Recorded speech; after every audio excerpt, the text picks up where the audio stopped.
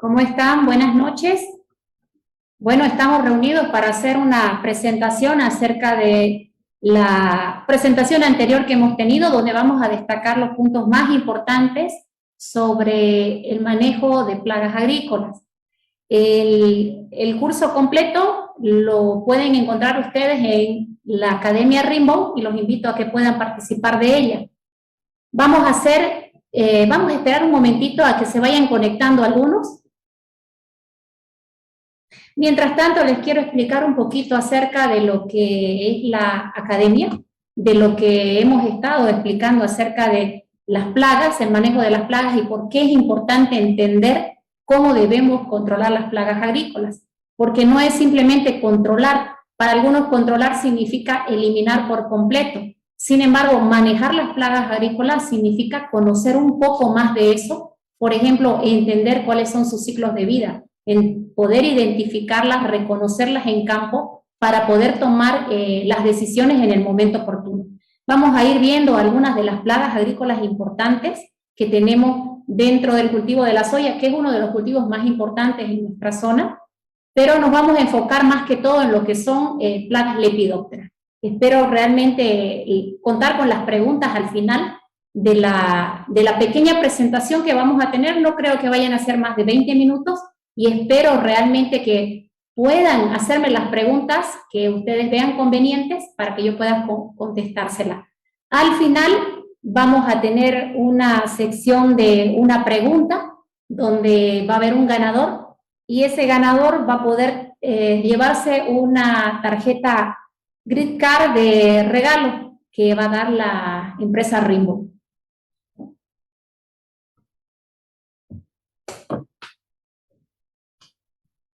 Esperaremos que algunos se vayan conectando.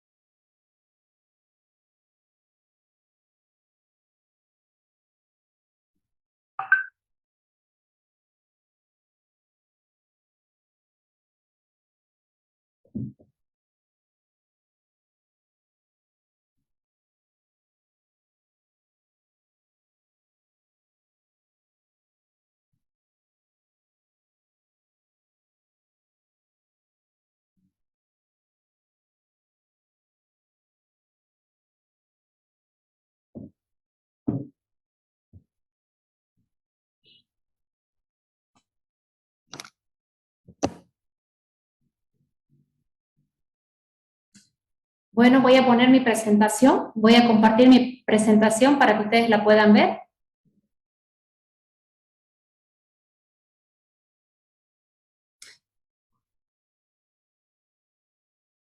Sí, ahí está la presentación.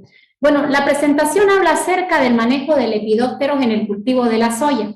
Algo que vimos fue de que las plagas agrícolas representan una verdadera importancia dentro de los cultivos agrícolas, pero es importante distinguir que plaga es un término bastante amplio. Muchos tienden a relacionar plagas solamente con insectos. Sin embargo, plaga es considerado cualquier organismo que pueda competir o causar daño económico, sobre todo a las actividades agrícolas, por ejemplo. Nosotros tenemos cerca de 1 millón de especies de insectos que han sido identificados, de las cuales el 3% son consideradas plagas. El 97% restante son fauna auxiliar, dentro de los cuales se encuentran los enemigos naturales y otro tipo de insectos como los polinizadores. Entonces vean ustedes de que las plagas, si es que las tomamos en cuenta como únicamente los insectos, son tan poquitas en relación con aquellos insectos que realmente son útiles para el hombre. Según la FAO, entre un 20 a un 40% de las plagas agrícolas representan daños para el cultivo. En el cultivo de la soya nosotros podemos ver desde que inicia el cultivo hasta que termina, tenemos serios problemas. El agricultor tiene que hacer uso de agroquímicos y de diferentes formas de manejo o métodos de control para poder manejar las plagas agrícolas. en los últimos años se han incrementado los problemas o los temas de preocupación, donde están, por ejemplo, el resurgimiento de nuevas plagas, el problema de la resistencia y quizás un tema que muchos o muy pocos tomamos en cuenta, que es la mortandad de los enemigos naturales. Sin embargo, la mortandad de los enemigos naturales que ha existido o que se ha dado en los últimos años ha provocado precisamente que nuevas plagas formen parte de las plagas que antes no eran de importancia económica. Y ahí está el caso, en ese cuadro ustedes pueden observar algunas de las plagas que se han ido incrementando en los últimos años en nuestra zona.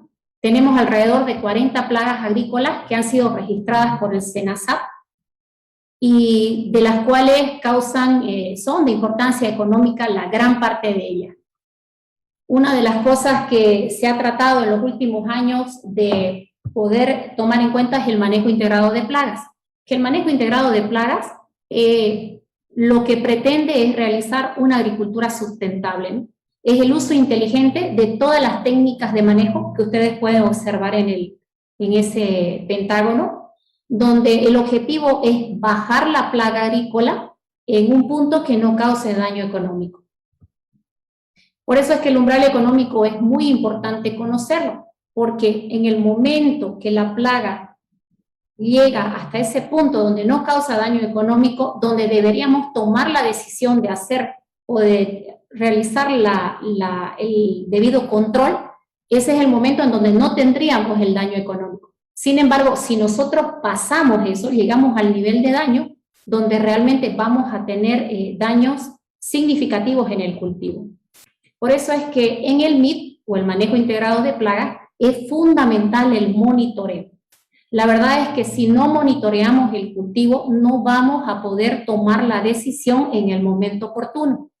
Para eso tenemos técnicas de control luego que pueden ser utilizadas de la forma más compatible posible. Hoy en día, por ejemplo, mucho se habla del uso del control biológico. El control biológico, inclusive hoy día, puede ser aplicado de forma compatible junto con el control químico.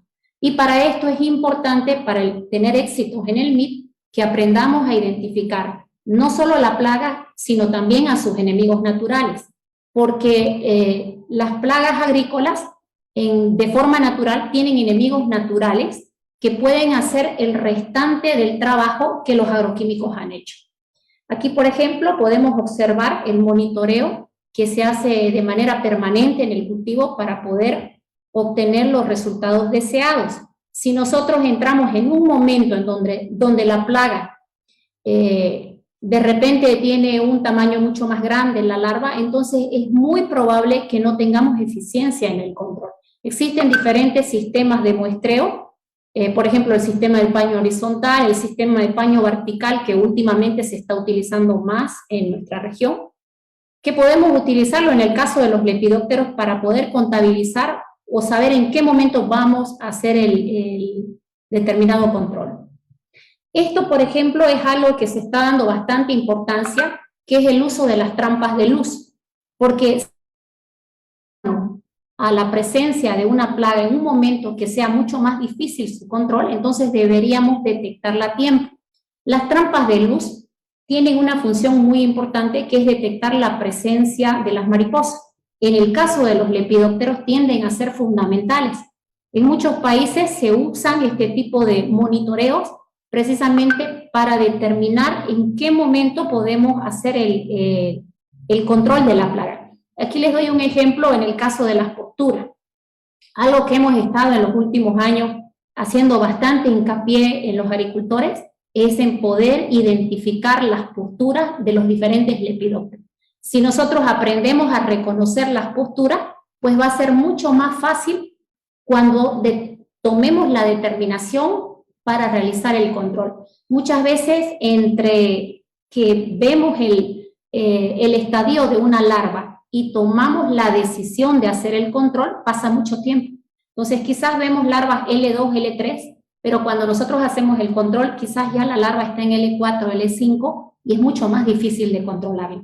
Por eso estamos incentivando bastante en los agricultores en que puedan reconocer este estadio de los lepidópteros. Y es importante tomar en cuenta que ninguna práctica de control por separado es la solución final. Todo tiene, cada una de las partes o de los programas de manejo o los métodos de control que se tienen son fundamentales tomarlos en cuenta dentro de un programa de manejo. Bueno, y ahora vamos un poco acerca de algunos lepidópteros que podemos reconocer en el cultivo de la soya.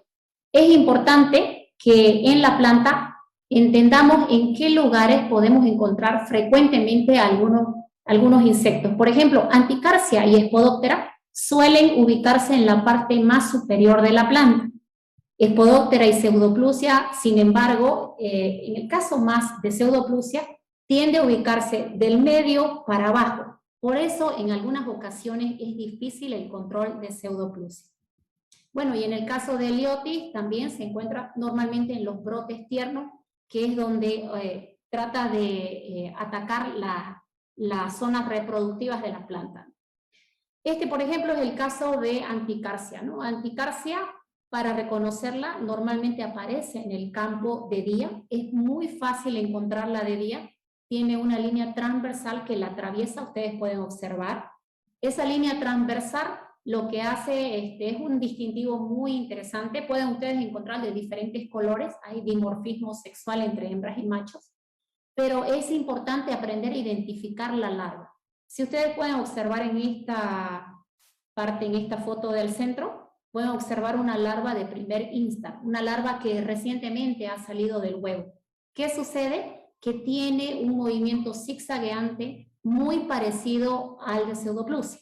Por eso muchas veces cuando en el paño hacemos el conteo de insectos que caen en el paño, muchas veces confundimos Anticarcia con Pseudoplusia, porque las patas o las pseudopatas que se encuentran en la parte abdominal no las tiene desarrolladas en los primeros instantes.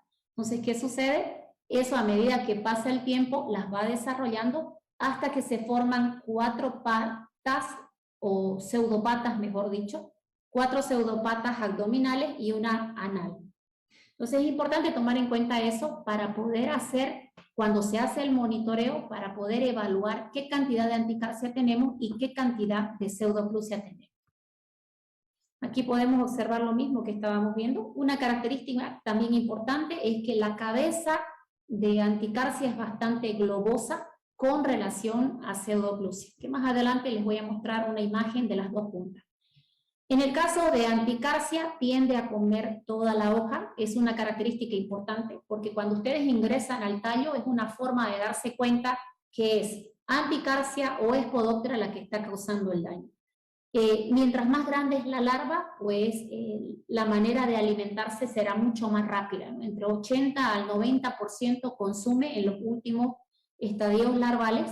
Entonces, controlar una larva en este tamaño es bastante difícil y las posibilidades de tener éxito en el control son mínimas.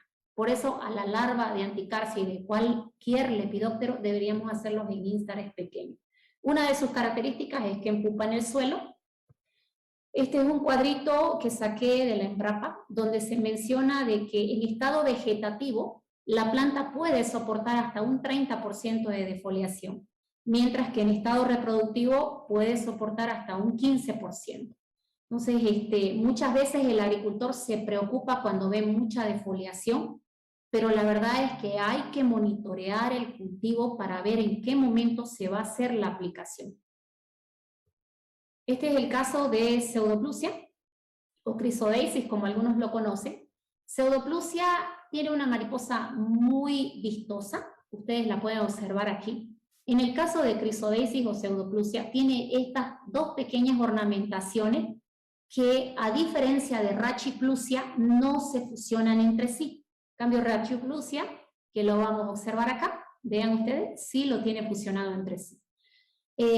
Los huevos son colocados de manera individual. Anticarcia también pone huevos de manera individual, pero la mariposa es poco vistosa, entonces normalmente va a colocar los huevos en la parte de abajo de la planta.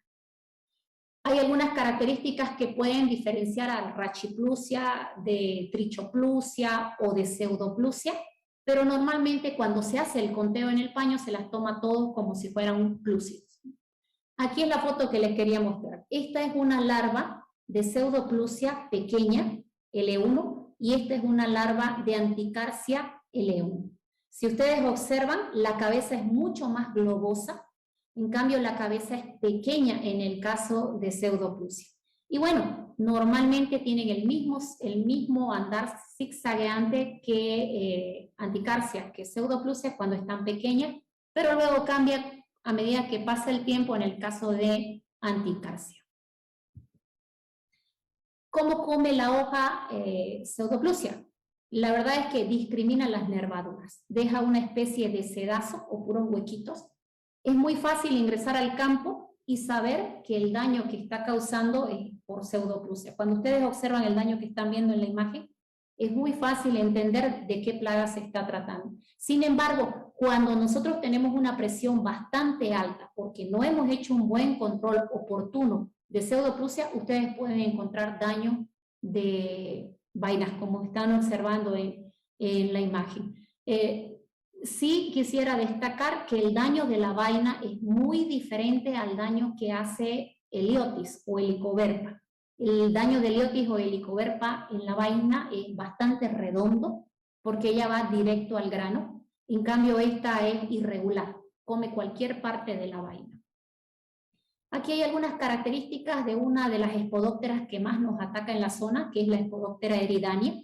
Es una de las que más se encuentran. Está muy asociada con los cultivos que no han sido bien controlados durante la aplicación de la secuencial o de cualquier producto químico para malezas.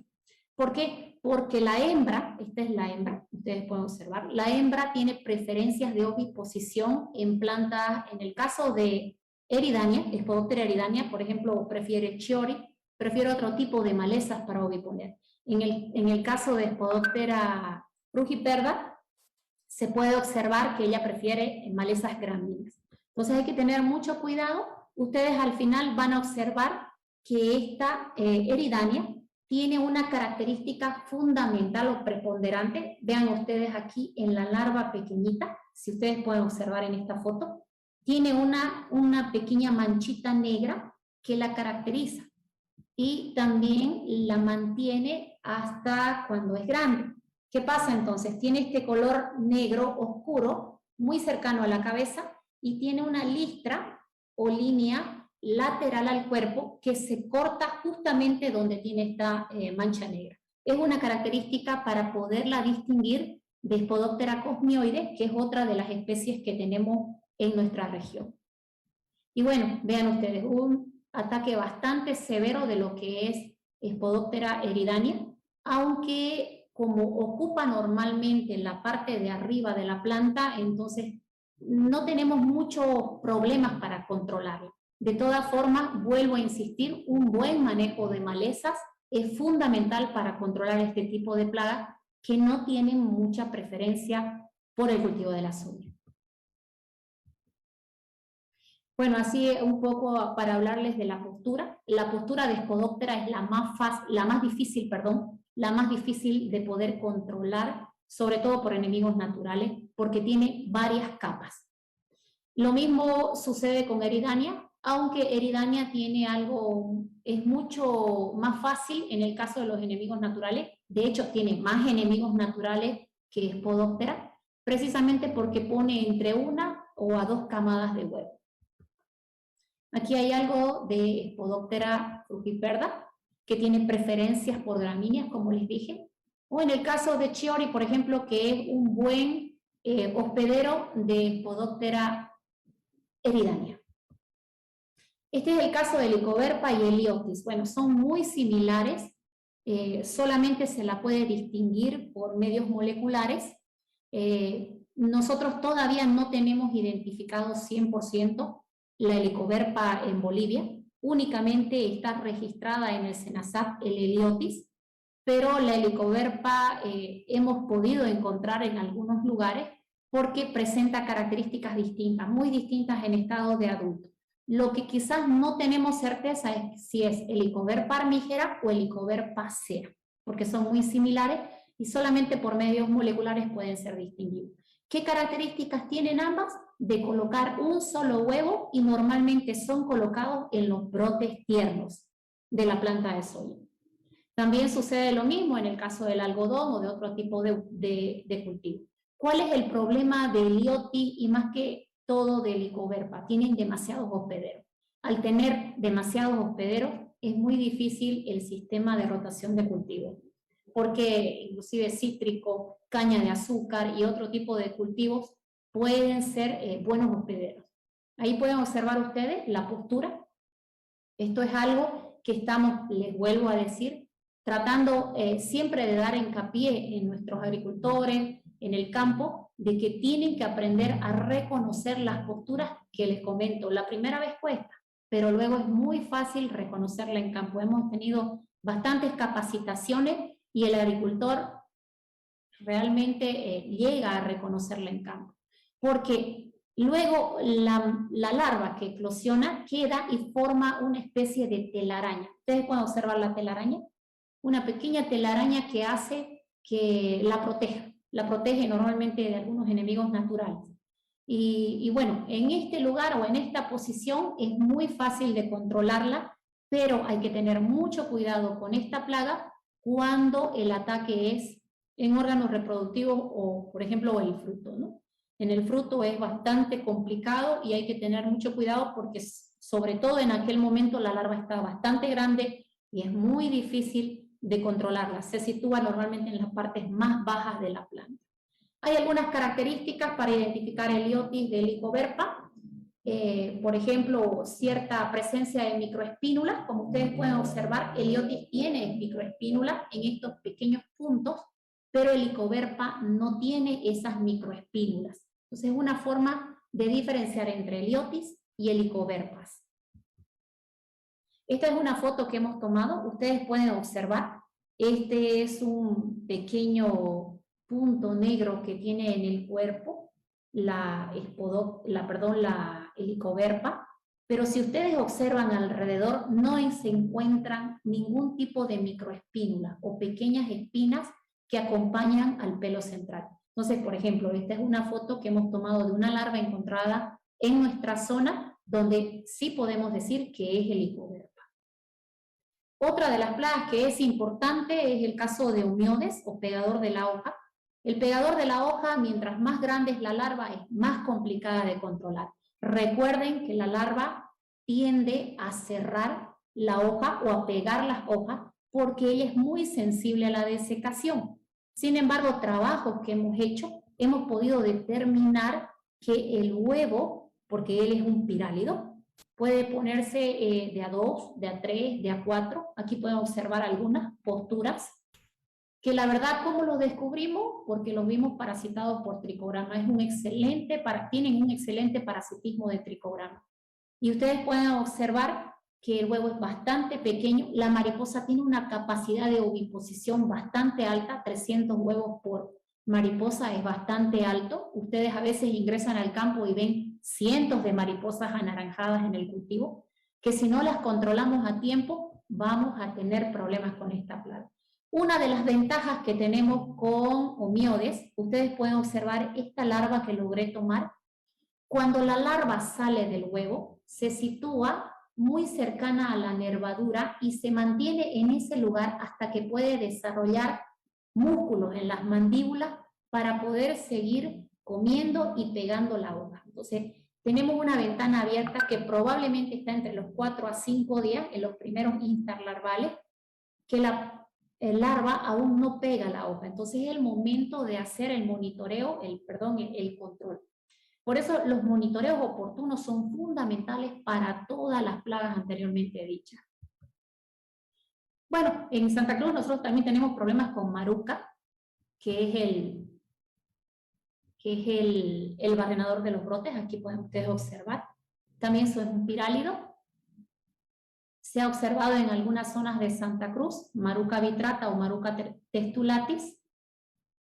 No tenemos daños muy representativos, normalmente queda opacado porque coincide con la aplicación de otro tipo de lepidópteros que se hacen en la misma época. Ese es el caso de Maruca, ustedes pueden observar, es muy parecido, por ejemplo, a Diatrea, cuando se encuentran en los primeros estadios larvales. Y bueno, en el control biológico es algo que también se está dando en los últimos años. Hay muchos países que están aplicando diferentes controladores biológicos, porque una de las bases del manejo integrado de plagas es la preservación de los enemigos naturales.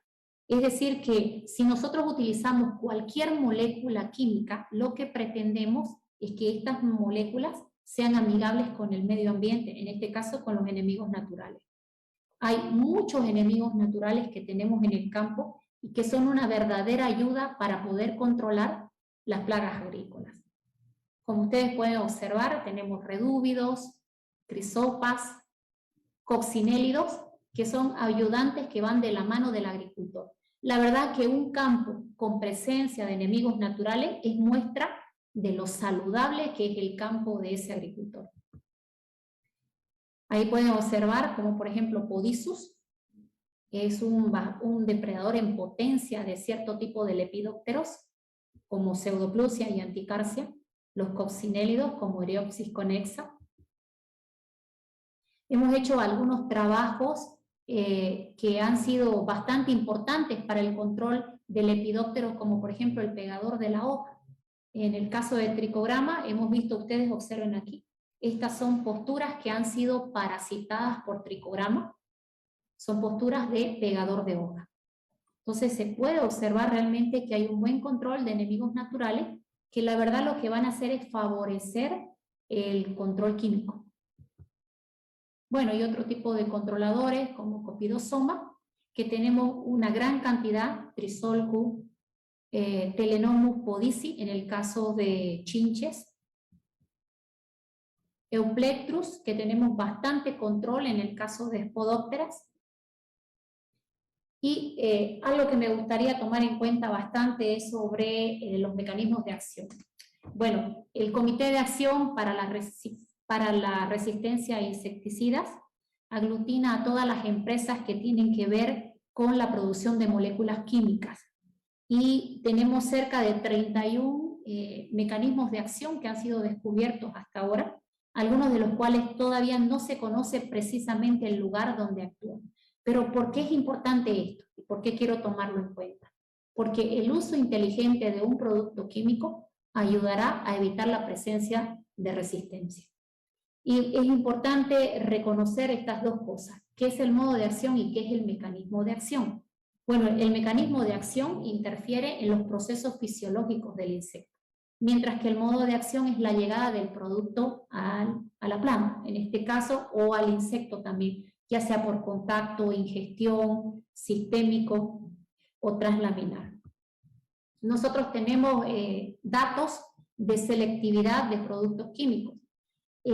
Si bien existen bastante cantidad de productos químicos actualmente que han sido registrados para el control químico de lepidópteros, el gran problema es que no lo están utilizando de la manera correcta.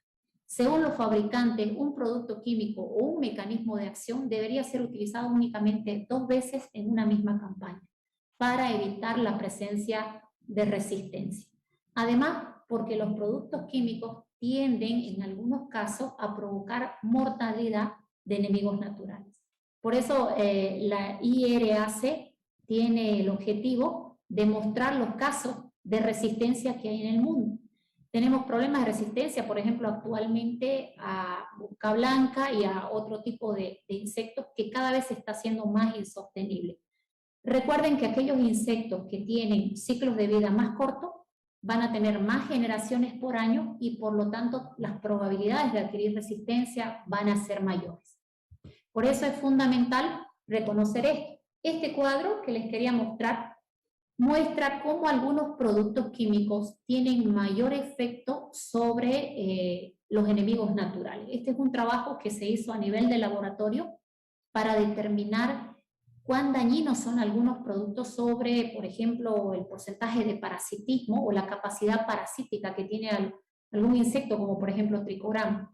Ustedes vean que los inhibidores de quitina son de los productos que tienen menos efecto sobre enemigos naturales.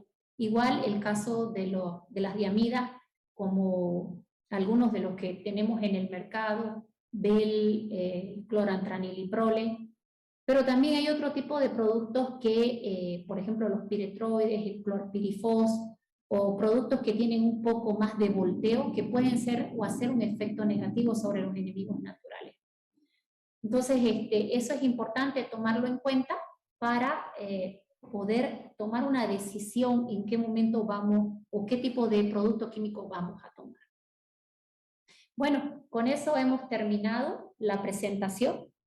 Si la presentación en realidad termina con las preguntas, y a mí me gustaría si ustedes pudieran hacernos algunas preguntas y para poderlas irlas respondiendo de a poco. Como les decía al principio, al final ya vendrá una pregunta que yo les haré para saber qué tanto han entendido de este trabajo, y el grupo de Rimbaud les va a entregar le va a regalar al ganador o al que responda la primera vez, les va a regalar una tarjeta gift card de $50. Ahora vamos a ver, me esperan un momentito, por favor.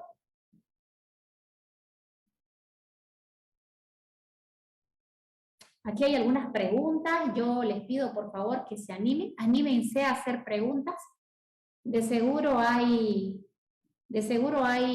preguntas que tienen ustedes, alguna inquietud que quieran saber. Aprovechen ahora que estamos con bastante tiempo, nos ha sobrado bastante tiempo. Aquí hay una pregunta que nos hace, dice, ¿hay algún insecticida con efectos sobre los huevos de anticarcia? ¿Se puede anticipar el control? Hay bastantes productos. Yo conozco un producto que siempre ha sido recomendado como un producto que tiene acción ovicida. Bueno, y este es el caso del Tiodicar, ¿no? Es un producto que desde los inicios que salió, un producto bastantes años salió al mercado, y se dice que sí, tiene efecto sobre huevos. Una de las cosas que es importante tomar en cuenta es que la verdad es que no es sobre el huevo que pretendemos hacer el control, sino que ustedes aprendan a identificar en etapa de huevo para que cuando ustedes tomen la decisión, que normalmente el agricultor toma sus días, o alista su maquinaria, o va y compra el producto, para que cuando ustedes hagan el control, ya sea en L1 o L2, sea mucho más fácil y sea mucho más eficiente el control que han tenido. Aquí hay otra pregunta. Estas diferencias de cómo comen la hoja anticarcia y pseudoclusia, ¿se ve desde el principio o solo con las larvas más grandes? Sí, desde el principio. En el caso de pseudoclusia, ustedes van a observar que inicialmente la pseudoclusia pequeña empieza a comer por encima de la hoja, pero luego se puede observar que van quedando los pequeños huequitos y no toca la nervadura. Pero es cierto, mientras la larva va creciendo, el daño se va haciendo mucho más evidente, sobre todo en el caso de anticarcia. Otra pregunta. Dice, el no poder distinguir fácilmente las dos especies de Lycoverpa, ¿tiene impacto en los métodos de control? Bueno, la verdad es que ambas pertenecen a la misma familia. El problema es que Lycoverpa, si es armígera, es una plaga que tiene mayor cantidad de hospederos. Cuando esta plaga ha ingresado a América, ha ingresado con todos sus genes de resistencia, tanto a fosforados, a carbamato, a piretroides. Entonces es mucho más difícil controlarla, además que tiende a hacer su ataque mucho más profundo sobre vainas. En el caso de Liotis, nosotros tenemos mucho mejor control de Liotis. Quizás en algunos lugares se puede observar que Liotis es mucho mejor controlada por diferentes productos que Lycoverpa. Nosotros, algo que sí se tiene que tomar en cuenta es que el Lycoverpa es una plaga cuarentenaria, ¿ya? El Liotis no lo es. Entonces, ese sería el problema desde el punto de vista que es una plaga cuarentenaria. A ver, ¿qué otra más? Beatriz pregunta, ¿cómo se reconoce la Spodoptera en campo? Bueno, hemos visto, ¿no? Spodoptera, les puedo volver a mostrar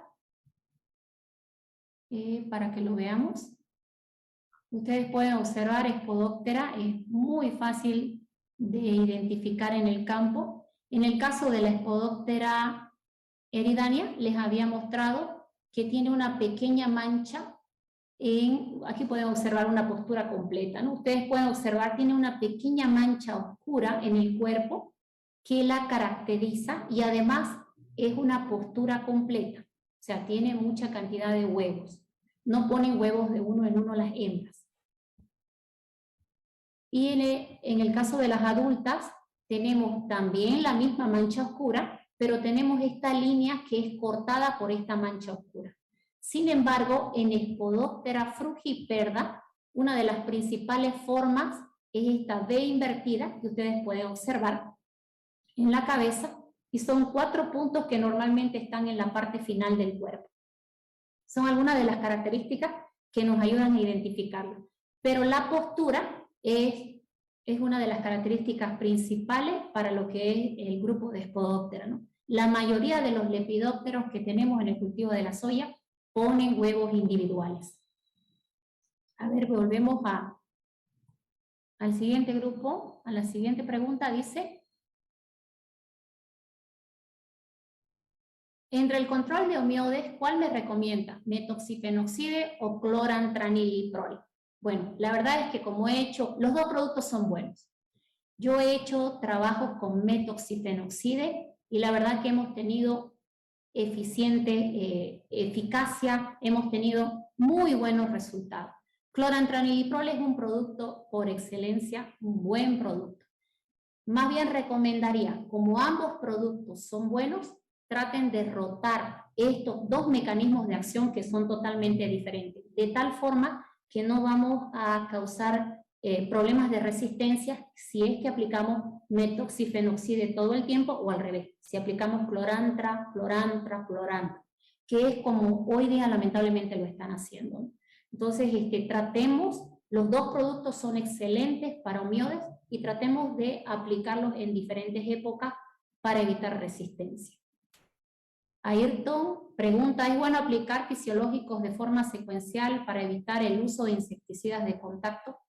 Bueno, a veces cuando la presión es bastante alta, los fisiológicos no dan resultado. ¿Por qué?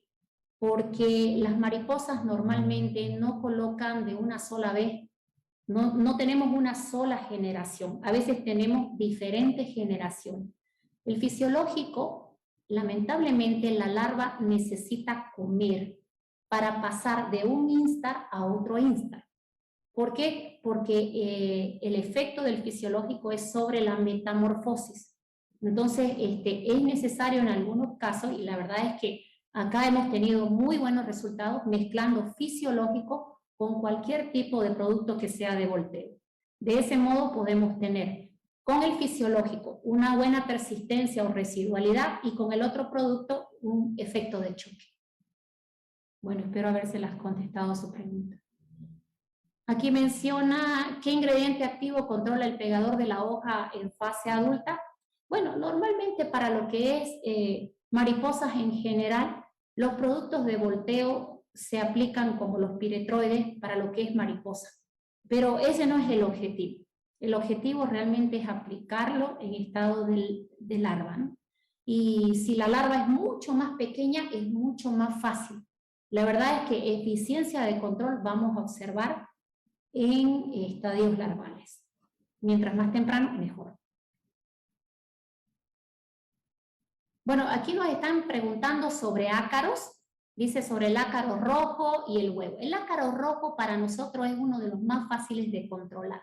El ácaro rojo tiende a aparecer normalmente en los bordes de los lotes. No es tan complicado el control como el ácaro verde. El Mononychelys planki, que es el que nosotros tenemos acá en esta zona, es muy difícil de controlar. No sé si este ácaro rojo al cual ustedes se están refiriendo es el ácaro rayado, que es el Tetranychus urticae, porque el ácaro rojo acá en Bolivia lo conocemos como el Tetranychus ludemi. Para nosotros es muy fácil de controlarlo. Entonces, hay diferentes productos químicos, por ejemplo, los que están a base de abamectina, espiromesifen. También hay un producto que es el que nosotros utilizamos, pero se me fue el nombre, ahora recuerdo y te lo digo. Sigamos con la siguiente pregunta. En el control químico, ¿de qué manera se hace su uso sin ver afectado a los depredadores? Bueno, hay productos químicos que tienden a ser selectivos a la fauna benéfica, ¿no? El gran problema de los productos químicos, normalmente las antiguas moléculas, es que causaban un efecto muy dañino sobre los productos químicos, sobre los insectos benéficos. Sin embargo, hoy día, los productos químicos que tienden al salir al mercado son más selectivos. Ustedes van a observar hoy día que vemos productos que son mucho más selectivos. Además, los depredadores tienden a ser menos afectados por los productos químicos que los parasitoides, ¿ya? El producto químico para ácaro, perdón, ya me acordé, Propargite, es un excelente producto que ustedes lo pueden utilizar. Nosotros acá lo tenemos a Propargite en mezcla con otro tipo de producto. Nos ha dado excelentes resultados, pero también está la abamectina, aunque quizás en los últimos años ha ido decayendo, se han tenido que subir las dosis, precisamente porque se hace abuso de un mismo mecanismo de acción. Entonces, para que los productos sean utilizados de una manera inteligente, hay que rotar diferentes mecanismos de acción. A ver, sigamos con las preguntas.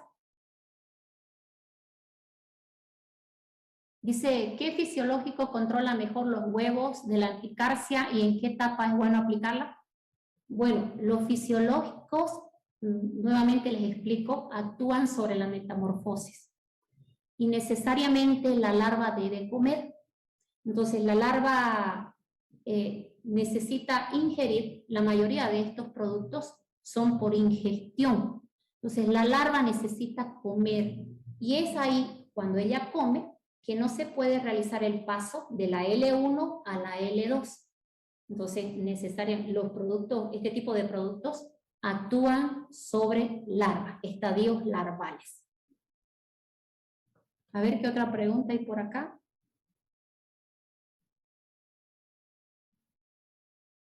Dice, ¿cuál es el momento oportuno de las larvas para aplicar un inhibidor de quitina? Bueno, creo que ya la respondí. Siempre tratemos de aplicar el inhibidor de quitina en los primeros estadios larvales. Si nosotros aplicamos en estadios larvales más grandes, o sea, en larvas más grandes, pues la larva necesitará comer más para poder alcanzar el siguiente estadio larval. Y eso es lo que no queremos defoliar el cultivo. Entonces, mientras nosotros empecemos en estadios tempranos, vamos a tener mejor eficiencia. Va a ser menos lo que va a comer para poder morir.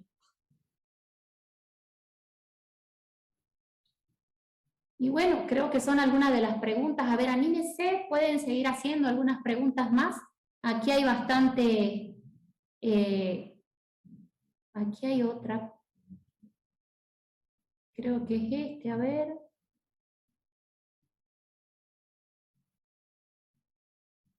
Bueno, creo que hay algunas preguntas. ¿Quién más quiere hacer preguntas? Los animo, chicos, vamos, anímense a hacer más preguntas.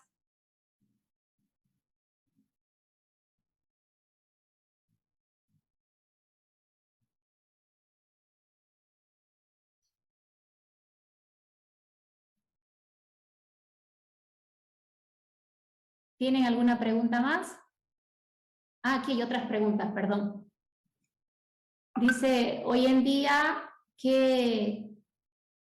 Aquí está, sí, ya lo vi, perdón, estaban más abajo las preguntas, perdón. Dice, ¿el daño de Rachiplusia y Chrysodeisis includen es el mismo? Sí, es el mismo, es exactamente el mismo. Es más, nosotros cuando entramos al campo, no logramos reconocer Rachiplusia ni Pseudoplusia o Chrysodeisis. Pero si las observamos, a nivel de mariposa es fácil, se los mostré en la presentación, pero a nivel de larva es un poquito más complicado. De todas formas, algunos utilizan las patas negras. Dicen de que los Pseudoplusia tiene las patas negras y Rachiplusia no lo tiene. Y la verdad que eso está errado, ¿no? Esos son dimorfismos que están muy influenciados por el ambiente, a veces por la alimentación, por la presión que existe de la plaga. Así que el daño es el mismo y muchas veces encontramos en un mismo paño, cuando hacemos el muestreo, encontramos tanto Rachiplusia como Pseudoplusia. Para tratamiento de semilla en soya, ¿qué insecticida presenta mejor efectividad para lepidópteros o cortadores? Bueno, hay muchos productos que están registrados, inclusive hasta clorantraniliprol le tenemos registrado para control de cortadores, pero realmente, aunque no podemos escapar del control químico a la hora del tratamiento de semilla, lo más importante es hacer un buen manejo del barbecho. La verdad es que si ustedes no hacen un buen manejo del barbecho, entonces el tratamiento que hagan luego igual no va a ser tan productivo con que ustedes empiecen con un buen manejo de barbecho. Si logramos hacer eso, entonces aquellas larvas que logren si ustedes no hacen un buen manejo de barbecho, aquellas larvas que logren sobrevivir, entonces van a terminar cortando las plántulas, aunque tengan cualquier producto que ustedes hayan aplicado. Por eso yo les recomendaría hagan un buen manejo del barbecho y luego un buen tratamiento de semilla. Hay muchos productos para el caso de lepidópteros, para el caso de cortadores, ahora vienen inclusive en mezclas, está el Tiodicar, está últimamente el clorantraniliprol, que les está dando muy buena residualidad a los productores. A ver, Vladimir pregunta, según los resultados obtenidos en control biológico con tricograma en el pegador, ¿qué perspectivas hay de que en futuras campañas se pueda hacer la utilización de este enemigo natural y pueda ser sustentable en el tiempo? Hay un problema en el caso de tricograma, ¿no? Para hacer las liberaciones en campo se necesita mucha gente. Sin embargo, Brasil, que es uno de los pioneros en liberaciones de tricograma, está utilizando en los últimos tiempos drones para hacer las liberaciones y están abarcando una gran cantidad de superficie. Creo que el problema más grave no es que tricograma controle, porque hemos comprobado en la propiedad Hacienda del Señor, hemos comprobado una eficiencia arriba del 70% de parasitismo en pegador de hoja. El problema es tener la gente necesaria para poder meter el material dentro del campo, porque la idea de tricograma es poder distribuirlo en todas las parcelas. Entonces, quizás en un futuro muy cercano en Santa Cruz, y de hecho sé que algunas propiedades cañeras, porque primero se está haciendo en caña, ya están liberando tricograma con la ayuda de drones, que en Brasil y en otros países está teniendo muy buenos resultados. Bueno, otra pregunta. Vamos chicos, anímense. Continúan todavía abierta la sección de preguntas. A ver, aquí hay otra. ¿Cómo afectan las condiciones climáticas en diferentes estadios del tema en cuestión? Bueno, afecta muchísimo, ¿no? Los insectos son poiquilotérmicos. Quiere decir que su desempeño, su desarrollo está muy influenciado por las condiciones climatológicas. Les doy un ejemplo. Las condiciones climatológicas de Santa Cruz son bastante calientes. Quiere decir que los ciclos de vida van a ser más cortos. En aquellos lugares donde hace más frío, los ciclos de vida son más largos. Entonces, ¿qué pasa? Nosotros vamos a tener en menos tiempo mayor población de insectos. Por eso es, y vuelvo a hacer hincapié, y esta pregunta, la verdad, me gusta mucho esta pregunta porque es parte del manejo integrado de plagas, aprender a reconocer las condiciones climatológicas favorables de los insectos. Tenemos que aprender a monitorear en el momento oportuno para hacerlo, ¿no? En el momento oportuno el control, porque muchas veces se nos escapa, porque los ciclos de vida son bastante cortos, ¿no? Debido precisamente a las condiciones climáticas favorables que tenemos en la zona. Bueno, creo que ya no hay más preguntas. Vamos a ir con el premio y vamos a hacer una pregunta para todos los que han estado presentes. Ahora todos pueden participar también. Y bueno, aquí dice la pregunta. ¿Por qué es importante saber dónde se ubican las larvas? Nosotros las llamamos larvas o las orugas con respecto a la planta, en el tercio superior, el tercio medio o el tercio inferior. Vamos a ver, anímense a responder. Acuérdense de que tenemos un premio y el primero que responda es el que gana. Tienen una tarjeta de regalo de Rainbow, una tarjeta gift card de $50. Se la repito nuevamente la pregunta. ¿Por qué es importante saber dónde se ubican las larvas con respecto a la planta? Ya sea en el tercio superior, medio o inferior.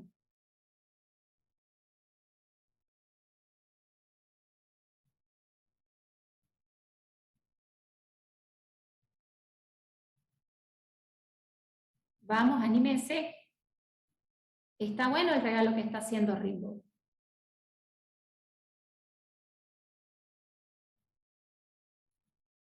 Les damos un poquito de tiempo para que piensen y pueden escribir.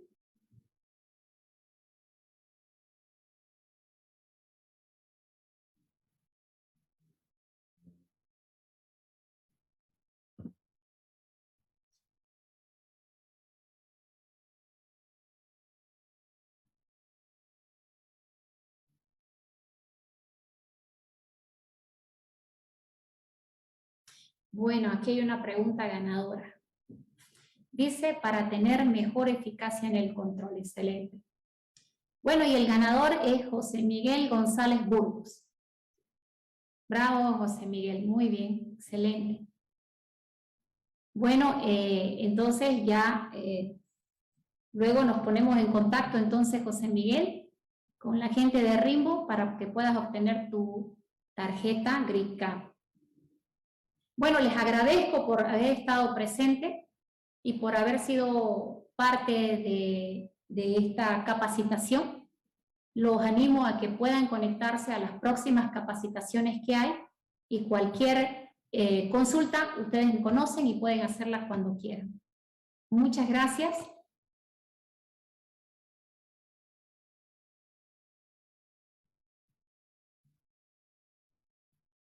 Nos vemos.